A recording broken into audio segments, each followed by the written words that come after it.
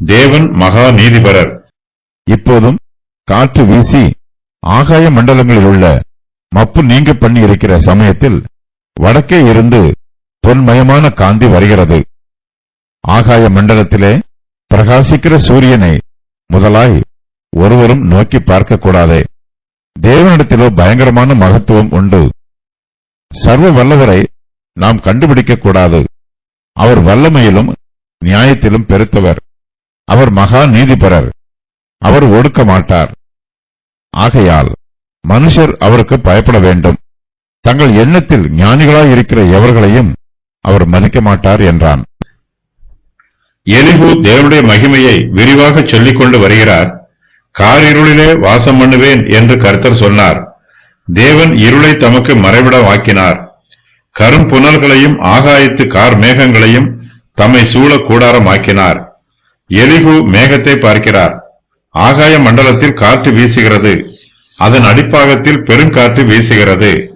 வடக்கே இருந்து பொன்மயமான காந்தி வருகிறது. தெற்கே இருந்து சூறாவளியும் வடகாற்றினால் குளிரும் வருகிறது.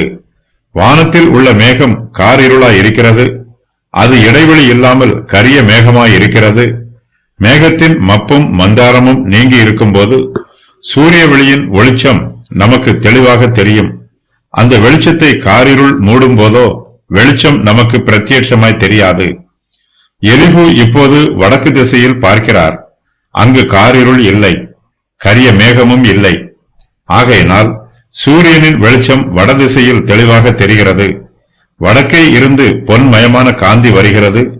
வானத்தில் மேகம் சூழ்ந்திருந்தாலும் அதன் மீது காற்று வீசும்போது அந்த மேகம் கலைந்து போகும். அது வரையிலும் மறைவாக இருந்த சூரியனின் பிரகாசம் இப்போது தெளிவாக தெரியும். தேவனுடைய மகிமை பிரகாசமும் மனுஷருக்கு எப்போதும் மறைவாக இராது. தேவனுடைய மகிமை நமக்கு சிறிது காலம் மறைவாக இருந்தாலும் தேவனுக்கு ஏற்ற சமயத்தில் அவருடைய மகிமை நமக்கு பிரத்யட்சமாய் தெரியும். ஆகாய மண்டலங்களின் மப்பின் மீதும் மந்தாரத்தின் மீதும் காற்று வீசும்போது அதில் உள்ள மப்பும் மந்தாரமும் நீங்கி போகும். அப்போது வடக்கே இருந்து பொன்மயமான சூரிய வெளிச்சம் வருவது பிரத்யட்சமாய் தெரியும். ஆகாய மண்டலத்தில் சூரியன் பிரகாசமாய் வந்தாலும் அதில் உள்ள மேகமும் மப்பும் மந்தாரமும் பிரகாசிக்கிற சூரியனை மறைத்துவிடும். அதை மனுஷரால் தெளிவாக பார்க்க முடியாது. தேவனிடத்திலோ பயங்கரமான மகத்துவம் உண்டு. தேவன் மகிமை உள்ளவர். அவருடைய மகிமை பரிபூர்ணமானது. சர்வ வல்லவரை நம்மால் கண்டுபிடிக்க முடியாது. தேவனை பற்றி நமக்கு எல்லாம் தெரியும் என்று ஒருவரும் சொல்லக்கூடாது. நாம் தேவனை பற்றி ஓரளவு அறிந்திருந்தாலும் இன்னும் அவரை பற்றி அறிய வேண்டியது அதிகமாய் இருக்கிறது. தேவன் வல்லமையிலும் நியாயத்திலும் பெருத்தவர்.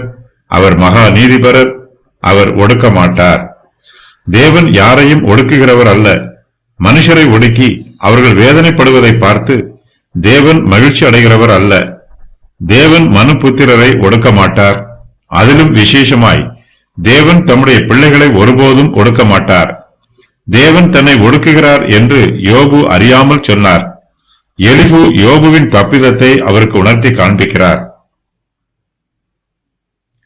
தேவன் வல்லமையில் பெருத்தவராக இருந்தாலும் அவர் யாரையும் அநியாயமாய் ஒடுக்குகிறவர் அல்ல. வல்லமையில் பெருத்திருக்கிற தேவனிடத்தில் நியாயமும் பெருத்திருக்கிறது.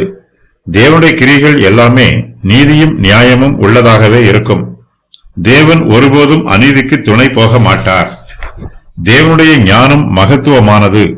அவருடைய ஞானமே நிறைவானது. தேவன் வல்லமையிலும் நியாயத்திலும் பெருத்தவராய் இருக்கிறார். அவரிடத்தில் நீதியும் நியாயமும் பரிபூர்ணமாய் நிரம்பி இருக்கிறது. மனுஷனுடைய வல்லமையோ மிகவும் சிறியது.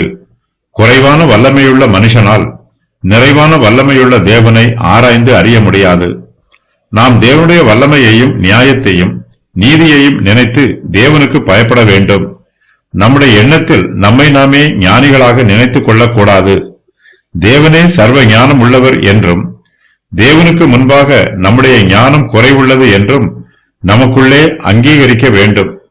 தங்கள் எண்ணத்தில் ஞானிகளாய் இருக்கிற எவர்களையும் தேவன் மதிக்க மாட்டார். தேவனுடைய சமூகத்தில் நமக்கு கிருபையும் இரக்கமும் வேண்டும் என்றால் நம்மை தாழ்த்த வேண்டும், நம்மை வெறுமையாக்க வேண்டும். தேவன் பெருமை உள்ளவர்களுக்கு எதிர்த்து நிற்கிறார். தாழ்மை உள்ளவர்களுக்கோ தம்முடைய கிருபையை அளிக்கிறார்.